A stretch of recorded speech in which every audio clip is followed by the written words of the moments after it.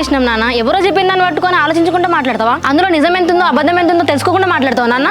బిడ్డ చిన్న విషయాన్ని భూతోదలు ఇంత పెద్ద చూస్తారా లోకం కాకులు. ఎంత జాగ్రత్తగా ఉండేంత మంచిది మనం ఇప్పుడు. నేను జాగ్రత్త ఉండబోతే ఇంకేం చేస్తున్నా నాన్న? ఎన్ని రోజులకే ఏదైనా చేసినా నేను? ఎవరో చెప్పిన మాటలే నేను నన్ను అనుమానిస్తే ఎట్లా నాన్న? అనుమానించు రాదు బిడ్డ, నా పెద్ద మీద నమ్మకం ఉన్నది. జాగ్రత్తగా ఉండాలని చెప్తానా. నేను జాగ్రత్తనే ఉంటాను నాన్న.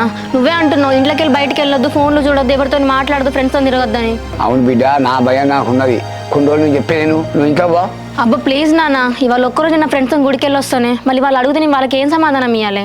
గుడి లేదు బయట లేదు, సక్కని కెనాల్.